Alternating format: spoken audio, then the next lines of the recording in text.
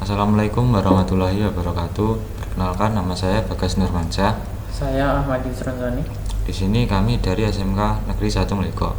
Pada video kali ini kita akan membahas mengenai tunnel dan juga VPN. Nah, pada video kali ini kita akan membahas mulai dari introduction mengenai tunnel dan juga introduction mengenai VPN. Juga nanti ada GRE, PPP, EOIP dan juga PPTP dan juga PPTP. Langsung saja kita masuk ke pengenalan tunnelnya. Nah, jadi introduction tunnel. Jadi tunnel ini digunakan untuk menghubungkan antar set yang berjarak jauh. Contohnya seperti pada gambar ini terdapat kantor pusat dan juga kantor cabang. Kita asumsikan saja untuk kantor pusatnya berada di Jakarta dan juga kantor cabangnya berada di Surabaya. Agar dapat berkomunikasi antara kantor pusat dan kantor cabang, kita bisa menggunakan tunnel. Nah, contohnya seperti topologi di bawah ini terdapat kantor pusat dan juga kantor cabang. Kita asumsikan saja untuk kantor pusatnya berada di Jakarta dan juga kantor cabangnya berada di Surabaya. Jadi tunnel ini memungkinkan kedua kantor cabang dan juga kantor pusat ini bisa saling berkomunikasi. Nah, jadi kenapa menggunakan tunnel? Kita asumsikan saja, semisal dari kantor pusat ke kantor cabang menghubungkannya menggunakan contohnya seperti kabel ataupun menggunakan wireless. Jika menggunakan kabel tidak memungkinkan karena jaraknya yang bisa dibilang lumayan jauh dan juga memerlukan biaya yang cukup besar. Atau jika pada kantor cabang membuat koneksi baru atau melakukan instalasi jaringan baru, itu juga memerlukan biaya yang cukup besar. Juga di sini ada kelebihan dan kekurangan dari tunnel. Jadi tunnel ini konfigurasinya simple, kita hanya perlu menentukan remote address dari sisi servernya untuk bisa saling terhubung. Dan juga ada kompatibilitas. Jadi tunnel ini bukan hanya mendukung satu vendor saja, tetapi juga mendukung banyak vendor seperti contohnya Mikrotik dan juga Cisco atau vendor-vendor yang lainnya. Dan juga kelebihan lainnya ada menggunakan layer 2 dan juga layer 3. Nah, jadi tunnel ini bisa dilakukan bridging yang menggunakan layer 2 dan juga layer 3-nya yang bisa digunakan untuk routing. Kekurangan dari tunnel ini adalah tidak secure atau tidak aman untuk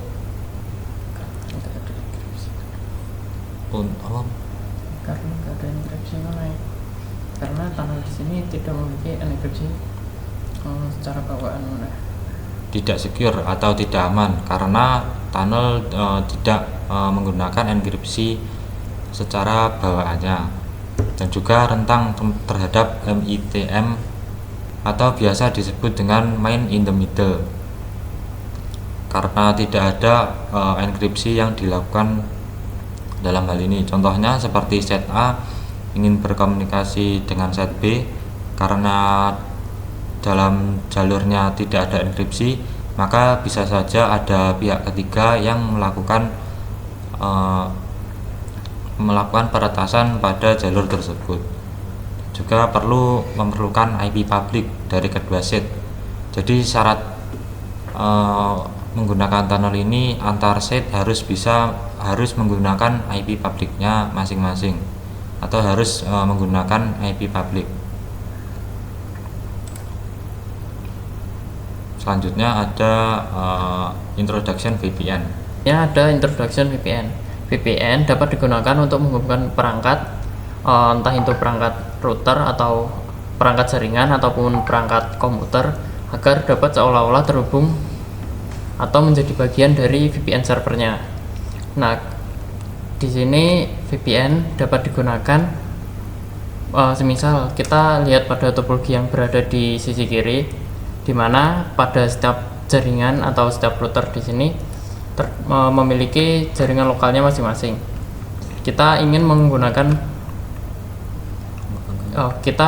ingin agar jaringan lokal yang ada di setiap sisi agar dapat berkomunikasi melalui internet. Nah, di sini kita dapat menggunakan jaringan VPN. Nah, VPN di sini juga berbeda dengan tunnel, di mana VPN hanya memerlukan satu IP public pada sisi servernya. Berbeda dengan kalau kita menggunakan tunnel, di mana kedua site harus memiliki IP publicnya masing-masing.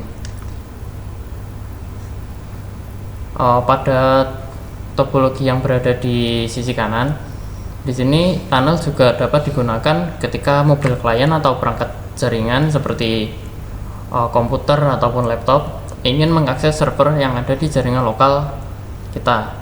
Misalnya untuk ketika ada server lokal bermasalah atau ingin kita monitoring seperti itu, kita dapat melakukan VPN atau melakukan dial dengan VPN server agar kita dapat mengakses server lokal yang ada di VPN servernya. Selanjutnya ada kelebihan dari VPN. Yang pertama, secure. Karena VPN di sini memiliki enkripsi bawaan atau dapat dikombinasikan dengan protokol atau service lainnya seperti IPsec ataupun sertifikat untuk jenis tunnel tertentu. Nah, selain itu ada autentikasi, di mana ketika ada klien atau perangkat jaringan ingin terhubung dengan server atau VPN servernya, itu memerlukan akun dan juga password dari akun tersebut. Selain itu juga ada privacy protection, di mana VPN di sini menyembunyikan IP lokalnya dan tujuannya. Jadi internet ataupun ISP tidak bisa mengetahui siapa yang berkomunikasi menggunakan jalur tersebut. Nah, kekurangan VPN di sini konfigurasinya cukup rumit karena kita perlu mengkonfigurasi untuk enkripsinya. Yang kedua, kita juga perlu melakukan konfigurasi untuk akunnya atau yang akan digunakan kliennya nanti. Nah, karena VPN menggunakan enkripsi, nah di sini juga akan menambah penggunaan CPU atau resource rooster dan dapat meningkatkan overheat. Nah, selanjutnya di sini ada GRE atau protokolnya tunnel, akan dijelaskan oleh teman saya. GRE atau biasa disebut dengan Generic Routing Encapsulation adalah protokol tunneling yang digunakan untuk mengenkapsulasi data yang akan dikirimkan ke jaringan yang berbeda atau jaringan lain yang melewati internet atau internet protokol. Kelebihan dari GRE ini adalah dapat digunakan untuk menghubungkan site to site atau point to point. Jadi dari perangkat satu ke perangkat dua, dan juga kekurangannya datanya tidak akan dienkripsi. Selanjutnya ada PPP atau biasa disebut dengan point to point protokol. Selanjutnya ada PPP atau biasa disebut dengan point to point protokol. Nah, seperti yang sudah saya katakan sebelumnya, PPTP di sini adalah protokol yang digunakan untuk VPN. Jadi VPN di sini menggunakan protokol PPP. Nah, protokol PPP sendiri atau kepanjangan dari point to point protokol adalah protokol yang digunakan untuk menghubungkan antara kedua perangkat, entah itu perangkat jaringan ataupun perangkat komputer secara peer to peer dengan VPN servernya, baik menggunakan via media fisik maupun tunnel. Nah, media fisik di sini bisa berupa kabel maupun kalau tunnel itu bisa berupa protokol GRE seperti tadi atau tunnel dan juga VPN, di mana VPN dan juga tunnel sama-sama menghubungkan antara kedua site secara langsung ataupun peer-to-peer. Nah, kelebihan dari protokol PPP di sini yang pertama terdapat enkripsi yang digunakan untuk mengenkripsi data yang dikirimkan antar perangkat ketika melakukan komunikasi, dan juga menyediakan autentikasi untuk ketika agar klien ataupun perangkat yang ingin terhubung dengan VPN server harus memasukkan username dan juga passwordnya.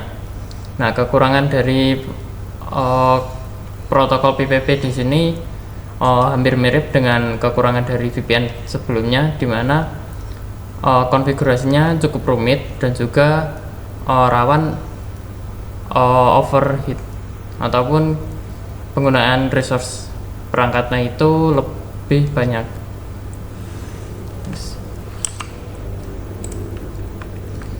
Nah, salah satu protokol tunnel di sini ada EYP yang akan dijelaskan oleh teman saya. IP atau biasa disebut dengan Ether over IP adalah salah satu tunnel yang memungkinkan antar set bisa saling terhubung satu sama lain. Contohnya seperti ketika kita mempunyai kantor pusat dan juga membangun kantor cabang yang berada di Surabaya dan kantor pusatnya berada di Jakarta. Dan ketika ingin menghubungkan jaringan lokal yang berada di kantor pusat dan juga jaringan yang berada di kantor cabang, kita bisa menggunakan routing ataupun kita melakukan konfigurasi agar jaringan lokal antara kantor pusat dan kantor cabang bisa satu jaringan atau satu segmen. Jadi parameter-parameter yang perlu diperhatikan dalam EYP antara lain adalah remote address yang diisi dengan IP public dari kliennya ataupun dari sisi servernya, dan juga ada tunnel ID yang berfungsi sebagai identitas dari tunnel tersebut. Jadi tunnel ID harus dikonfigurasi sama antara kantor pusat maupun kantor cabang. Jadi EYP di sini menggunakan protokol GRE. Selanjutnya ada PPTP atau biasa disebut dengan point to point tunneling protocol, adalah salah satu VPN yang digunakan untuk melakukan autentifikasi agar perangkat yang berbeda jaringan bisa berkomunikasi dan membuat jalur khusus atau biasa disebut dengan tunnel di atas jaringan yang sudah ada. Contohnya seperti gambar di bawah ini. Di sini terdapat kantor pusat yang berperan sebagai PPTP server dan juga ada kantor cabang yang berperan sebagai PPTP klien. Dan juga di sini di kantor pusat memiliki jaringan lokal dan juga kantor cabang memiliki jaringan lokal. Jadi komunikasi PPTP di sini menggunakan protokol TCP 1723 dan juga menggunakan protokol GRE yang digunakan untuk transfer datanya. Dan juga di PPTP ini menggunakan enkripsi MPPE atau biasa disebut dengan Microsoft Point to Point Encryption. Nah, baik, selanjutnya di sini kita akan melakukan demo mengenai gabungan antara tunnel dan juga VPN. Di sini kita melakukan demo mengenai EYP over PPTP. Kita menggunakan topologi seperti berikut, yang dimana terdapat set A dan juga set B yang masing-masing memiliki jaringan lokal.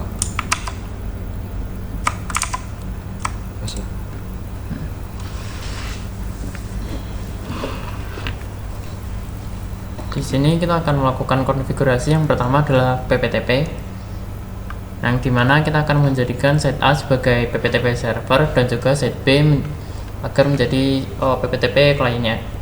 Pertama kita remote untuk set A nya terlebih dahulu. Set A. Nah, untuk melakukan konfigurasi PPTP, yang pertama kita harus memastikan agar package PPP tidak dalam keadaan disable. Nah, di sini sudah aktif. Nah, selanjutnya kita bisa masuk ke menu PPP. Kemudian kita aktifkan untuk PPTP servernya dengan masuk ke menu PPP, kemudian PPTP server, dan klik enable. Oke. Selanjutnya kita akan membuat akun yang akan digunakan PPTP client agar dapat terhubung dengan PPTP servernya. Kita bisa masuk ke menu secret, kita klik add. Nah, untuk name-nya ini adalah username yang akan digunakan kliennya nanti, misalnya PPTP, passwordnya juga PPTP. Nah, untuk service di sini kita pilih spesifik PPTP servernya. Selanjutnya kita perlu mengatur local address dan juga remote address, di mana local address akan digunakan PPTP servernya dan remote address adalah IP yang akan digunakan PPTP kliennya nanti.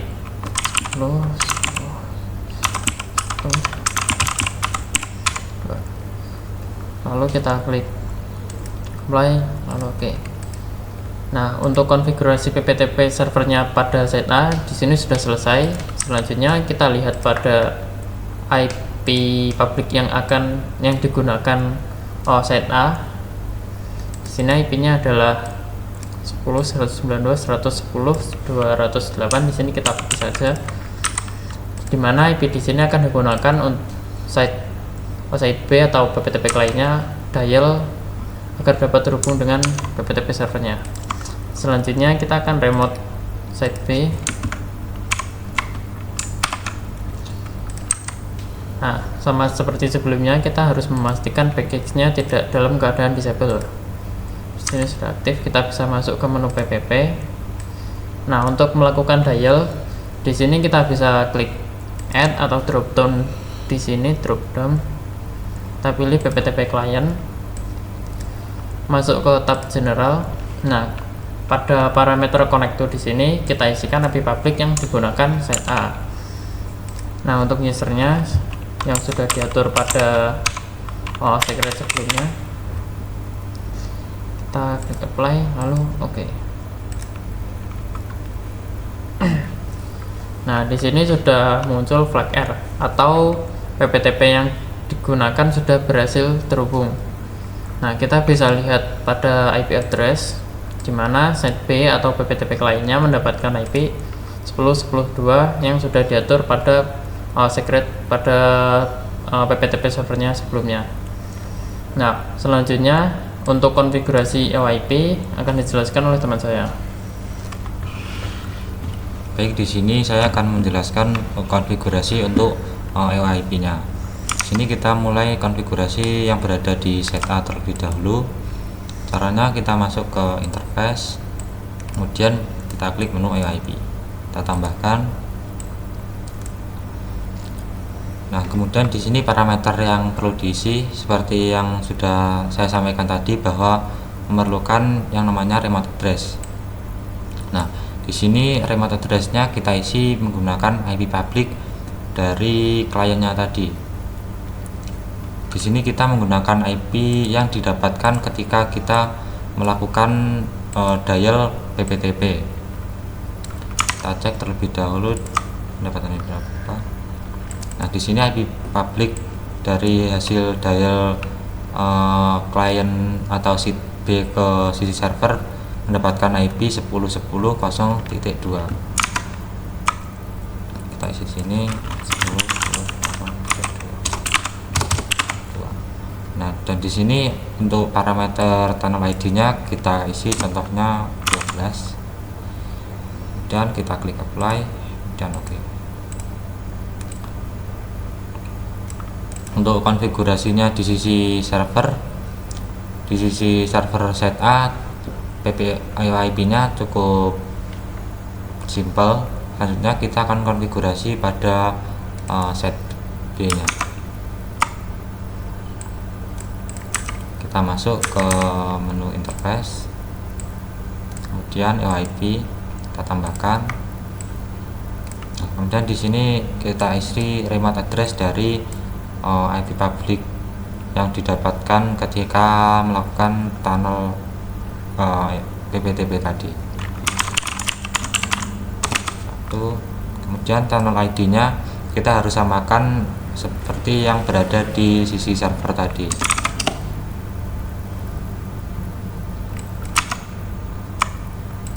Dan dapat dilihat di sini yang berada di set A sudah terdapat flag R yang berartinya running. Nah, tetapi dalam kondisi ini antar jaringan lokal masih belum bisa berkomunikasi. Kita coba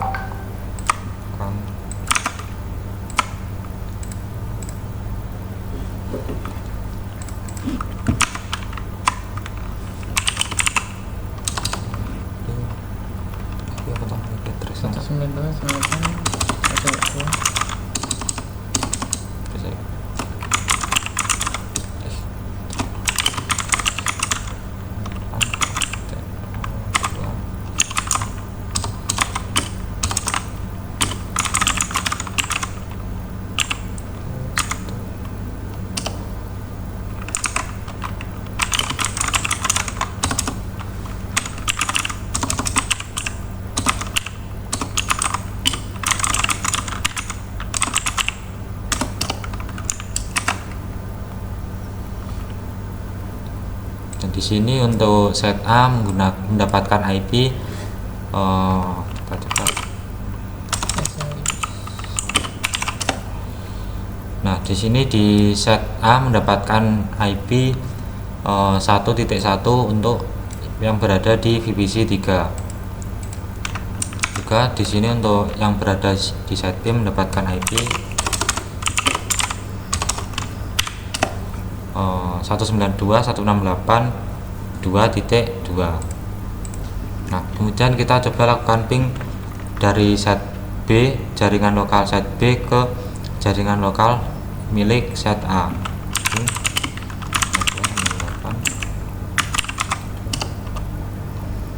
Nah, di sini hasilnya timeout karena dari jaringan lokal mau ke jaringan lokal set B mau ke jaringan lokal set A masih belum ada jalur untuk berkomunikasi.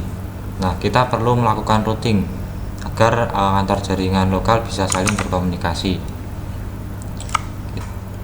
Nah, selanjutnya kita perlu membuat IP untuk interface EOIP nya. Kita tambahkan.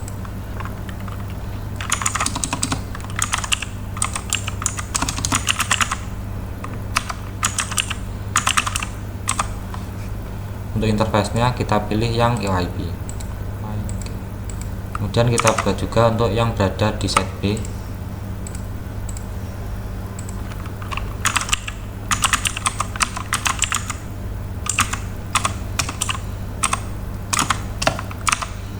Masalah. Di sini untuk interface-nya kita pilih yang EOIP. Tes ping aja. Kita coba lakukan tes ping ke set A.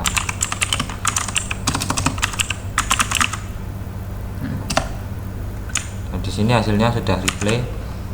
Jadi antara set A dan set B sudah bisa berkomunikasi lewat jalur ini 10.10.1.1.1. Nah, kemudian kita akan melakukan routing agar antar jaringan lokal bisa saling berkomunikasi. Di sini kita akan lewatkan ke tunnel EOIP-nya. Masuk ke IP, kemudian routes. Kita tambahkan. Di sini kita isi jaringan network dari jaringan lokal set B.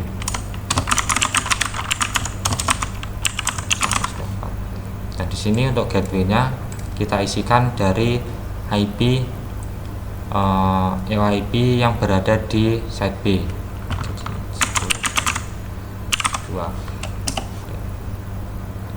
Di sini sudah HS.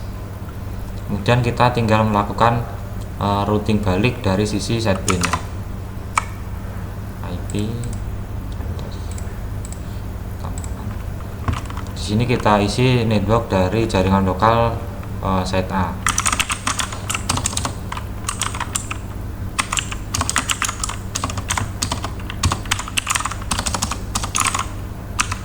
Di sini untuk gateway-nya kita isikan IP point to point dari PPTO-IP-nya tadi. Di sini juga sudah HS. Nah, kemudian kita untuk pengujiannya kita coba lakukan ping dari antar jaringan lokal. Kita coba lakukan ping lagi di sini yang berada di jaringan lokal set B. Kita lakukan ping ke jaringan lokal set A. Dan di sini hasilnya sudah replay, yang artinya jaringan antar jaringan lokal sudah bisa berkomunikasi. Kita coba lakukan trace route.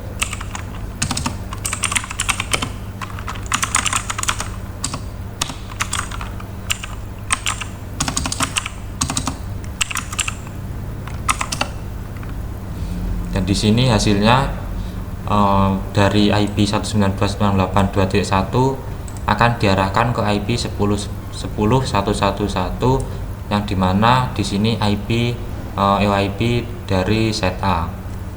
Begitu juga di set A, ketika ingin melakukan ping ke jaringan lokal set B akan menggunakan IP dari 192.168.1.1 yang merupakan IP dari routernya, dan juga 10.1.1.1.2 yang merupakan IP point to point EOIP dari set B. Sekian video presentasi yang bisa kami sampaikan. Ada kurang lebihnya mohon maaf. Wassalamualaikum warahmatullahi wabarakatuh.